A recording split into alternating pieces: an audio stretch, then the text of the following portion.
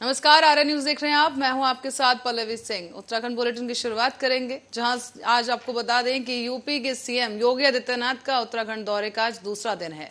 मिली जानकारी के अनुसार सीएम योगी आज अपने गांव में ही प्रवास करेंगे और गांव में उनके पहुंचने से जश्न का माहौल बन गया है। सीएम योगी के घर के बाहर लगे पंडाल में उनसे मिलने वालों का तांता लगा रहा। और आपको बता दें कि मुख्यमंत्री योगी आदित्यनाथ उत्तराखंड के 3 दिवसीय दौरे पर हैं। मंगलवार को वो अपने पैतृक गांव पंचोर पहुंचे थे, जहां यमकेश्वर पे विद्याणी में उन्होंने महायोगी गुरु गोरखनाथ राजकीय महाविद्यालय में अपने आध्यात्मिक गुरु महंत अवैधनाथ की मूर्ति का अनावरण किया। इसके बाद वो अपने पैतृक गांव पहुंचे और यहां उन्होंने अपनी मां और अन्य परिजनों से मुलाकात की। सीएम ने मंगलवार की रात को ही अपने पैतृक गांव पर पहुंचकर रात वहां बिताई और इसके बाद परिजनों की ओर से उनके लिए उसी कमरे को तैयार किया गया जिसमें वो अपने बचपन में रहा करते थे। आपको बता दें कि वो कल हरिद्वार में परिसंपत्तियों के बंटवारे में उत्तराखंड के हिस्से में आए अलकनंदा होटल को राज्य को समर्पित करेंगे। इस दौरान मुख्यमंत्री पुष्कर सिंह धामी भी मौजूद रहेंगे।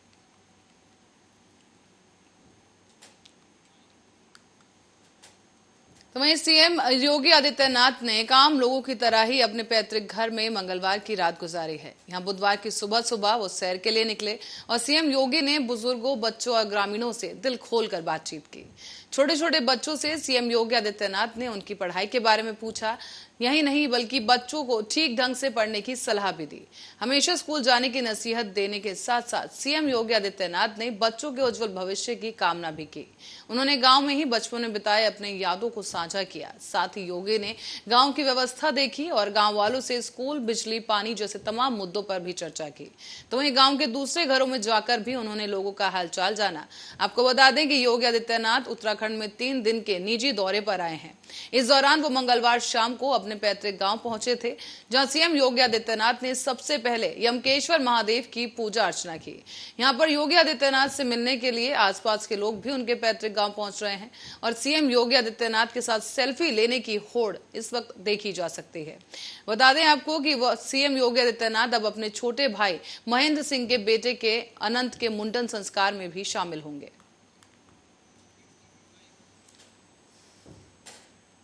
और इस बीच मशहूर लेखिका नयनतारा सहगल और पूर्व मुख्य सचिव एसके दास समेत विभिन्न क्षेत्रों के प्रमुख ने लोगों को उत्तराखंड में नफरती बयानबाजी और सांप्रदायिक तनाव की स्थिति पर चिंता जाहिर की है। और इसी दौरान उन्होंने मुख्यमंत्री पुष्कर सिंह धामी को एक पत्र लिखकर राज्य में शांति और सौहार्द बनाने के लिए अधिकारियों को कार्रवाई के लिए निर्देशित करने का अनुरोध किया।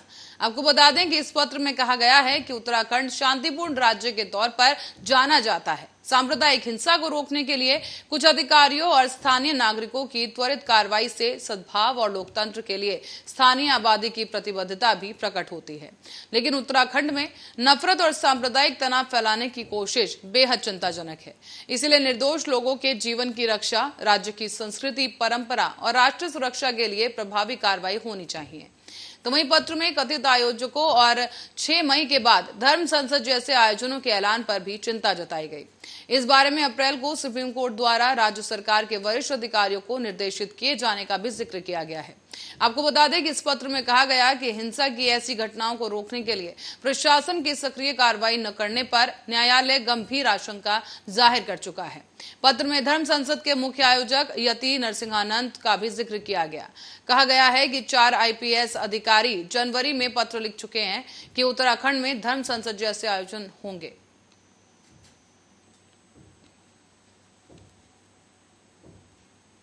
तो वहीं आप रुक करेंगे अगली खबर की ओर, जहां मुख्यमंत्री पुष्कर सिंह धामी ने एक बड़ा बयान दिया है। यहां आपको बता दें कि सीएम ने 4 धाम यात्रियों की हाल में शासन की ओर से तय की गई 38,000 की सीमा बढ़ाने के संकेत दिए हैं। मुख्यमंत्री धामी ने कहा है कि ऐसी कोई संख्या निर्धारित नहीं की गई और उन्होंने कहा कि तीर्थ यात्रियों की संख्या अधिक बढ़ेगी तो इस पर विचार किया जाएगा।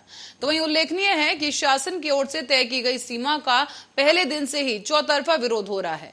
हालांकि मुख्यमंत्री के इस बयान के बाद थोड़ी भ्रम की स्थिति बन चुकी है, क्योंकि उन्होंने कैबिनेट मंत्री सतपाल महाराज मंगलवार को शासनादेश के हिसाब से यात्रियों की सीमित संख्या का हवाला देते हुए नजर आए थे।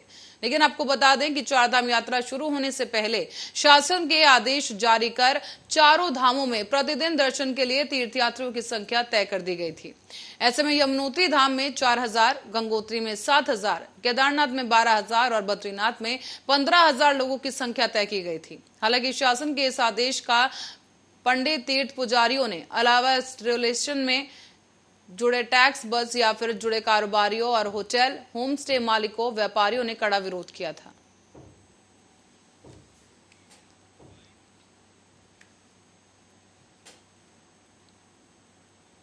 और इसी बीच पश्चिमी विक्षोभ की सक्रियता और बंगाल की खाड़ी से आ रही नम हवाओं के गठजोड़ की वजह से अब मैदान से लेकर पहाड़ तक मौसम का मिजाज बदल दिया गया है। दरअसल मंगलवार को केदारनाथ धाम और आसपास के इलाकों में बारिश संग ओलावृष्टि हुई, जबकि राजधानी देहरादून में भी तेज हवाओं के साथ साथ हल्की बारिश हुई है। मौसम वैज्ञानिकों ने अगले 24 घंटे के भीतर उत्तरकाशी, रुद्रप्रयाग, चमोली, बागेश्वर, पिथौरागढ़ में तेज हवाओं के साथ साथ बारिश की संभावना जताई। इसी के लिए मौसम विभाग ने येलो अलर्ट भी जारी किया है। मंगलवार को देर शाम राजधानी दून में तेज हवाओं के साथ साथ ज्यादातर इलाकों में हल्की बारिश होते भी देखा गया, लेकिन बारिश का यह दौर ज्यादा देर तक नहीं चलेगा और थोड़ी देर बाद ही बारिश थम गई, क्योंकि तेज हवाओं से कुछ इलाकों में जफर उड़ने से बिजली आपूर्ति बाधित हो गई। थोड़ी ही देर बाद कर्मियों ने आपूर्ति हालांकि बहाल कर दी है और ऐसे में मौसम विज्ञान केंद्र के निदेशक और वरिष्ठ मौसम वैज्ञानिक विक्रम सिंह के मुताबिक मंगलवार को पूरे प्रदेश में हल्की से मध्यम बारिश हुई है। और चारधाम यात्रा में आने वाले श्रद्धालुओं की सुविधा के लिए प्रदेश सरकार ने अब पर्वतीय मार्गों पर वाहनों के संचालन की अवधि 4 घंटे बढ़ा दी है। यानी कि सुबह 4 बजे से अब रात के 10 बजे तक वाहनों के संचालन की अनुमति देने का निर्णय लिया गया। अभी तक सुबह 6 से रात के 8 बजे तक ही वाहनों के संचालन की अनुमति थी। तो वहीं परिवहन आयुक्त रणवीर सिंह चौहान के मुताबिक वर्तमान में चारधाम यात्रा के लिए यात्री चेक पोस्ट का सुचारू रूप से संचालन शुरू हो गया है। इस साल चारधाम यात्रा में बड़ी संख्या में यात्रियों के आने की संभावना है। कहा गया है कि चारधाम यात्रा मार्ग में काफी सुधार भी हुआ है। इसी को देखते हुए चारधाम यात्रा में पर्वतीय मार्गों पर सुबह 4 बजे से लेकर अब रात के 10 बजे तक वाहनों का संचालन किया जा सकेगा। ये भी जानकारी दी गई कि विभागीय अधिकारियों को निर्देश दिए गए हैं कि यात्रा पर आने वाले श्रद्धालुओं और यात्रियों को किसी भी प्रकार की असुविधा नहीं होनी चाहिए।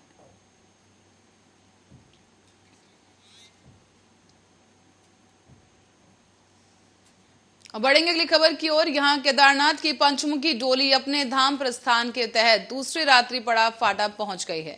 आपको बता दें कि यहां बारिश के बीच मंदिर समिति के पूर्व उपाध्यक्ष अशोक खत्री और तीर्थ पुरोहित विष्णुकांत कुर्माचली ने डोली की अगवानी की और आज बाबा केदार की डोली फाटा से प्रस्थान कर रामपुर, सीतापुर, सोनप्रयाग होते हुए रात को प्रवास के लिए गौरीकुंड पहुंचेगी। तो वहीं मंगलवार की सुबह से विश्वनाथ मंदिर गुप्तकाशी में बाबा केदार की विशेष पूजा अर्चना भी शुरू हो गई थी। मंदिर के पुजारी शशिधर लिंग ने और धाम के लिए नियुक्त किए गए पुजारी ने आराध्य का श्रृंगार कर भोग लगाकर आरती उतारी। सुबह बाबा केदार की पंचमुखी डोली ने अपने धाम के लिए प्रस्थान किया और आपको बताते चलें कि 11 मराठा रेजिमेंट की बैंड धुनों और भक्तों के जयकारों के बीच बाबा केदार की पंचमुखी डोली नाला, नारायणकोटी और बियोंग होते हुए दोपहर के बाद फाटा पहुंची। यहां पर इस मौके पर डोली प्रभारी डॉक्टर हरीश गौड़ समेत कई लोग भी मौजूद रहे।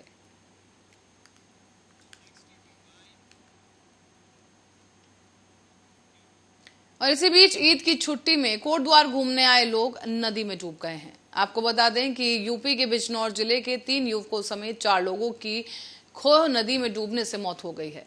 दरअसल आमसौर दुर्गा देवी के पास खोह नदी से एसडीआरएफ और पुलिस की टीम ने शव को बाहर निकाल लिया है। आपको बता दें कि मंगलवार की दोपहर को ही नगीना बिजनौर यूपी के 8 लोग ईद की छुट्टी मनाने के लिए कोटद्वार पहुंचे थे। वो नदी में नहाने के मकसद से दूरडंडा मार्ग पर आमसौड़ और दुर्गा देवी के बीच खो नदी में पहुंच गए और शाम को करीब 4 बजे ये लोग नदी में नहाने के लिए उतरे, लेकिन तभी एक युवक गहरे पानी में चला गया और डूबने लगा। उसे बचाने के लिए दूसरा साथी भी नीचे उतरा। देखते ही देखते वो भी डूब गया।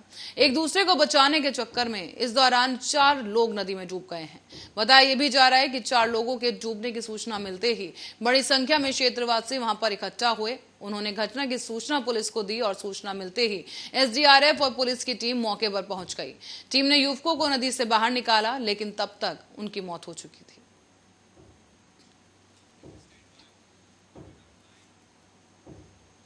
तो वहीं आज पहाड़ी राज्य में भारी बारिश होने की संभावना जताई जा रही है। आपको बता दें कि मौसम विभाग ने बारिश को लेकर येलो अलर्ट जारी कर दिया है और मौसम विभाग के मुताबिक प्रदेश के कई इलाकों में आज तेज बारिश हो सकती है। पहाड़ी राज्य में मौसम बदलने की वजह से पश्चिमी विक्षोभ की सक्रियता को माना जा रहा है। यहाँ मंगलवार को भी राज्य के चमोली, उत्तरकाशी जिलों में अच्छी खासी बारिश हुई थी और इसी के साथ ही लोगों को गर्मी से थोड़ी राहत जरूर मिली। ऐसे में केदारनाथ और बद्रीनाथ में भी झमाझम बारिश हुई। गंगोत्री और यमुनोत्री धाम के आसपास के इलाकों में भी हल्की बारिश देखी गई। तो वहीं आज भी मौसम विभाग ने चमोली, उत्तरकाशी, रुद्रप्रयाग, पिथौरागढ़ जैसे तमाम जिलों में शाम के समय बारिश और तेज हवाओं का अलर्ट जारी कर दिया है। हालांकि कुछ इलाकों में आकाशीय बिजली चमकने के साथ साथ ओलावृष्टि की भी संभावना जताई गई। तो वहीं मौसम विभाग ने बारिश को देखते हुए किसानों के लिए भी अलर्ट जारी किया है। साथ ही फसलों को सुरक्षित स्थान पर ले जाने के लिए भी प्रशासन ने कहा है। बता दें आपको कि बहरहाल बारिश का असर मैदानी इलाकों पर पड़ने की संभावना है और मैदानी इलाकों में 50 किलोमीटर प्रति घंटे की रफ्तार से धूल भरी हवाएं चलने और गरज के साथ बौछार पड़ने का भी अनुमान है। तो वहीं बारिश होने से लोगों को भीषण गर्मी से राहत मिलने की पूरी उम्मीद जताई जा रही है।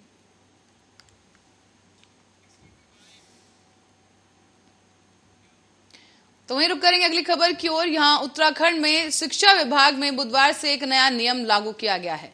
अब विभाग में शिक्षकों के लिए बायोमेट्रिक उपस्थिति अनिवार्य कर दी गई है। दरअसल बीते दिनों ही सीएम पुष्कर सिंह धामी ने शिक्षा विभाग में बायोमेट्रिक उपस्थिति अनिवार्य करने के निर्देश जारी किए थे और इसी के बाद विभाग में ये नया जो प्रक्रिया है इसको अनिवार्य कर दिया गया है। दरअसल उत्तराखंड में शिक्षा विभाग द्वारा एक बड़ा निर्देश जारी किया गया, जिस निर्देश के अनुसार अब राज्य में शिक्षा विभाग में शिक्षकों के लिए बायोमेट्रिक उपस्थिति अनिवार्य है। इस संबंध में मुख्य शिक्षा अधिकारी ने निर्देश जारी किए, जिसमें बताया गया है कि तय समय से 15 मिनट के अंदर ही अब शिक्षकों को बायोमेट्रिक उपस्थिति दर्ज करानी होगी, तभी ये मान्य किया जाएगा। ऐसे नहीं होने पर शिक्षकों के वेतन से कटौती हो सकती है। तो वहीं काशीपुर में खेल प्रतिभाओं को बेहतर सुविधाएं देने के उद्देश्य से खेल अवस्थापना सुविधा योजना के तहत 690.27 लाख की लागत से बना बहुउद्देश्यीय हॉल खेल विभाग की उपेक्षा का शिकार हो गया है। दरअसल करोड़ों की लागत से बने इस हॉल में खिलाड़ियों के लिए मूलभूत सुविधाएं नदारद हैं, लेकिन कोई इसे देखने वाला नहीं है। दरअसल रामनगर रोड स्थित स्पोर्ट्स स्टेडियम में पूर्व सांसद केसी सिंह बाबा के अथक प्रयासों से खेल अवस्थापना सुविधा योजना के तहत बहुउद्देश्यीय हॉल बनाया गया था। इसका शिलान्यास 28 फरवरी 2014 में भारत सरकार के तत्कालीन युवा कार्यक्रम और खेल राज्य मंत्री जितेंद्र सिंह, तत्कालीन मुख्यमंत्री हरीश रावत और खेल मंत्री दिनेश अग्रवाल ने किया था। लेकिन बाद में इस हॉल का लोकार्पण प्रदेश के तत्कालीन सीएम त्रिवेंद्र सिंह रावत और खेल मंत्री अरविंद पांडे, विधायक हरभजन सिंह चीमा ने 9 मार्च 2019 को किया। पर आज भी इस हॉल में मूलभूत सुविधाएं नहीं हैं। स्थानीय लोगों का यह भी कहना है कि बरसात में यह हॉल टपकता है, फर्श टूटा हुआ है और आज भी इस हॉल का कोई रखरखाव करने वाला नहीं है। इतने बड़े हॉल में कहीं भी बैठने की कोई व्यवस्था तक नहीं है। हालांकि लाइट की व्यवस्था भी इस हॉल में नहीं की गई।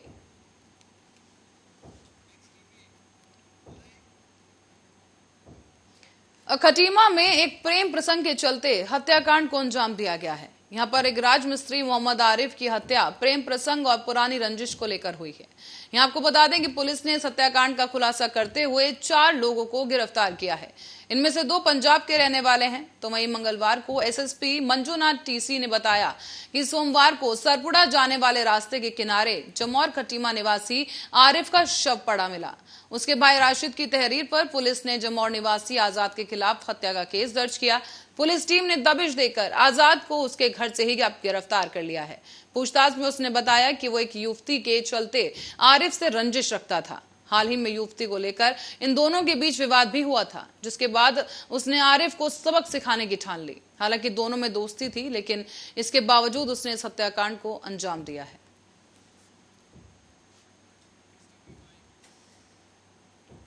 खबर बाजपुर से है, जहां आपको बता दें कि बाजपुर कुमाऊं परिक्षेत्र में डीआईजी नीलेश आनंद भरने ने कहा है कि किसी को कानून हाथ में नहीं लेने दिया जाएगा। दरअसल पिपलिया गोलीकांड में फरार चल रहे कांग्रेस के पूर्व प्रदेश सचिव अविनाश शर्मा समेत 4 आरोपी इनाम घोषित कर दिए गए हैं।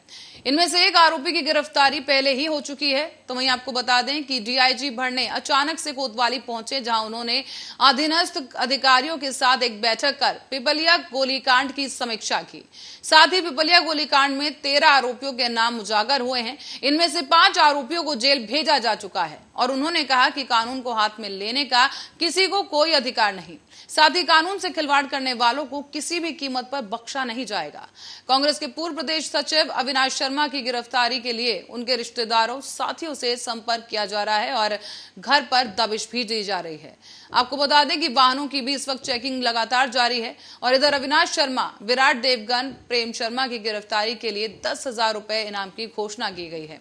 एक इनामी को पुलिस हालांकि गिरफ्तार कर चुकी है। फरार चल रहे आरोपी अविनाश शर्मा के समर्थकों से भी इस वक्त पूछताछ की गई। एक तरफा कार्रवाई के आरोप पर डीआईजी ने कहा है कि कानून सबके लिए बराबर है। तथ्यों के आधार पर पुलिस गोली प्रकरण की जांच कर रही है। साथ ही यह भी बताया गया कि गोलीकांड में हुई कुलवंत सिंह की मौत के मामले में फॉरेंसिक जांच की जा रही है और गोलीकांड में फरार चल रहे आरोपियों पर NBW जारी किया गया है, यानी कि गैंगस्टर की कार्रवाई अब इनके ऊपर की जाएगी। और रुक करेंगे काशीपुर का, जहां पर शहर में ITI थाना क्षेत्र में बीती रात को सशस्त्र बदमाशों ने एक भाजपा नेता के घर पर धावा बोल दिया है और इस दौरान कीमती गहने और अन्य सामान चोरी कर फरार हो गए। भाजपा नेता के परिवार में इस वक्त दहशत का माहौल है। तो वहीं सीसीटीवी कैमरे में भी बदमाश तमंचा लहराते दिखाई दे रहे हैं। इधर भाजपा नेता के घर में चोरी होने की सूचना मिलने पर पुलिस में भी खलबली मच गई है और बदमाशों का पता लगाने के लिए छानबीन की जा रही है। हालांकि अब तक बदमाशों का कोई पता नहीं चल सका है, लेकिन ITI थाना पुलिस ने घटना की रिपोर्ट दर्ज कर ली है।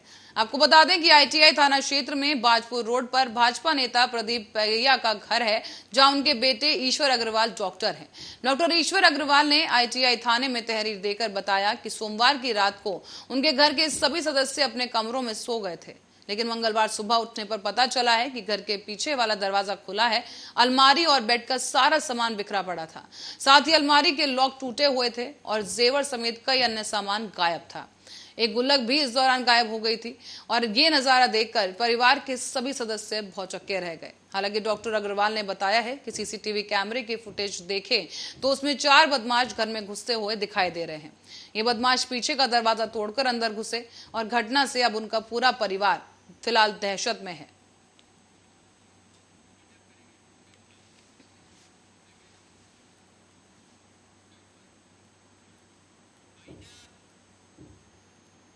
और इसी खबर के साथ ही उत्तराखंड बुलेटिन में फिलहाल के लिए इतना ही। आप बने रहे हमारे साथ, देखते रहे आर्या न्यूज।